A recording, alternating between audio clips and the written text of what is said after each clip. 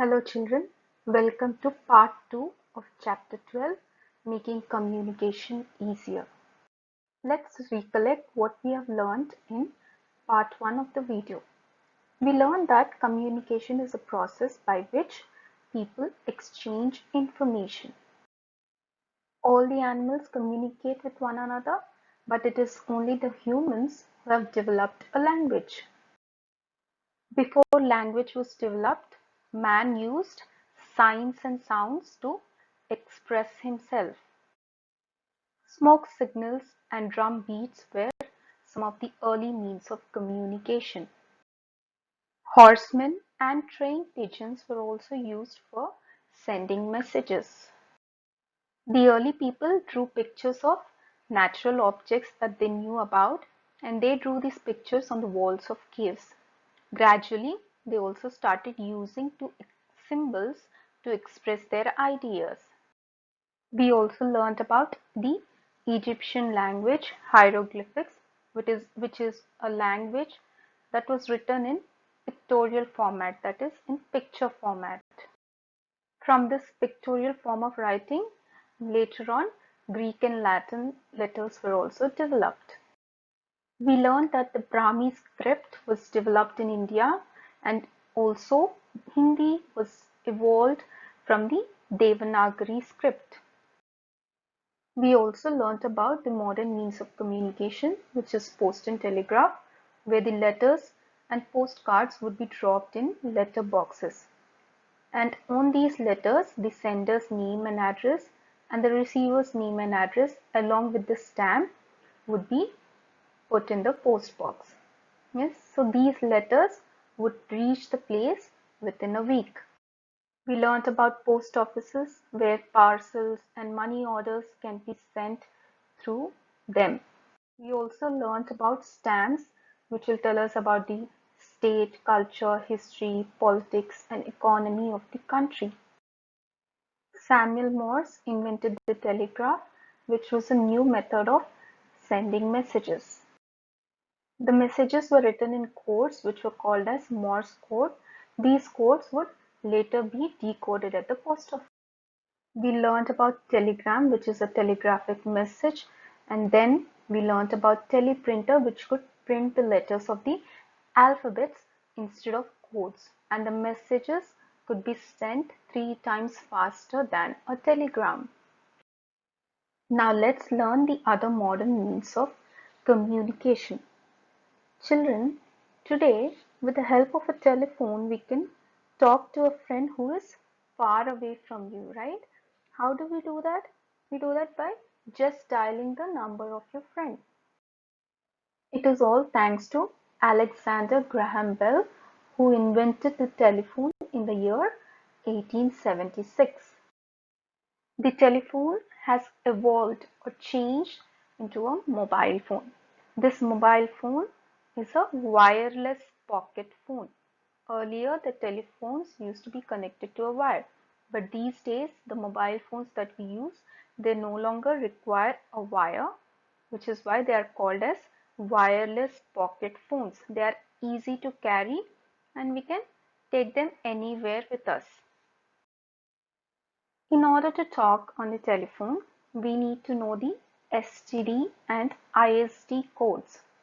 STD stands for subscriber trunk dialing, whereas ISD stands for international subscriber dialing. So children, we need to know the STD code of a city in our country as well as the ISD code of the city outside our country. This will ensure that we are able to talk on the telephone. Facsimile, which is also known as fax, is a popular means to transfer copies of documents. So we can scan or send the documents. A fax machine is like a image scanner. So what do we do with this fax? The fax is sent through the telephone wires.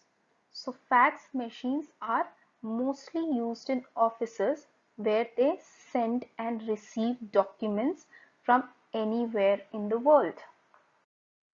Letters, mobile phone, fax, All these are personal modes of communication. But what do we do if we want to communicate to a larger crowd? We can do it through mass media. So what are the devices that come under mass media? Radio, television, cinema, books, magazines, newspapers, and internet are the various means of mass media. Now let's learn about radio.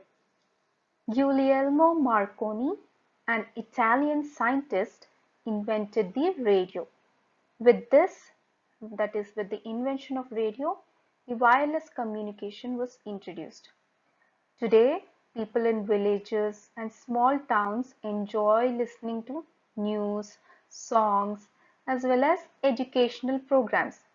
So, whenever they listen to this, they get entertained and enlightened through radio. Cinema is also one of the most popular forms of communication and entertainment. Have you all gone to a movie theater, children? I'm sure you must have. So I'm sure you would enjoy watching a movie, right? So cinema helps us get entertained, not just for entertainment purpose, but we can also watch educational documentaries and movies which are based on life and culture of people living in different parts of the world. John Baird of Scotland is credited for the invention of television. So with the invention of television, people could now not only listen, but they can also see what is happening all over the world. I'm sure we watch so many things on a television, right? We watch movies, we watch news, we watch cartoons. So television helps us get connected to people all over the world. We'll know what's happening throughout the world through news, right? So television is one of the modern means of communication. But what makes it possible for us to watch different programs on television every day? Well, we can watch the programs every day because of the communication satellites. These communication satellites, they travel in space. So these satellites, they will transmit signals to the Earth stations. Yes, and that's how we'll be able to watch various programs every day. Computer and internet are the latest and most interesting means of communication. So with the help of computer and internet, we can send emails and also chat with our friends all over the world. So Charles Babbage, an English mathematician who is also called great grandfather of computers, he made a machine which was called analytical machine. So this machine led to the development of computers. So the first type of computers that were invented, they were called as first generation computers, and these computers were very huge and heavy. But today we have computers that can even fit into our pockets. The internet is a network of computers that is available to us through an instrument which is called as modem. So what is a modem? Modem stands for modulator and demodulator. So the purpose of a modem is to convert digital information into analog signals. This process is called as modulation. And when it converts these analog signals back into digital information, it is called as demodulation. So the internet opens up a vast world before us where we can browse various websites, we can do a lot of things, we can read, we can learn anything, any subject or any topic. We can just go and search on the websites and we'll get a lot of information related to any topic. So internet is very useful to us these days, right children? Even now when we are making the videos and you are watching it at your home. We can do all this with the help of internet, right? So internet helps us to stay connected to various people, and it also helps us to read and learn so many things. We can read and learn many things, as well as we can do shopping, online shopping. I'm sure all of you must have seen online shopping, right? When your parents order something, yeah. So internet is very useful to us these days, right? It is very useful and convenient.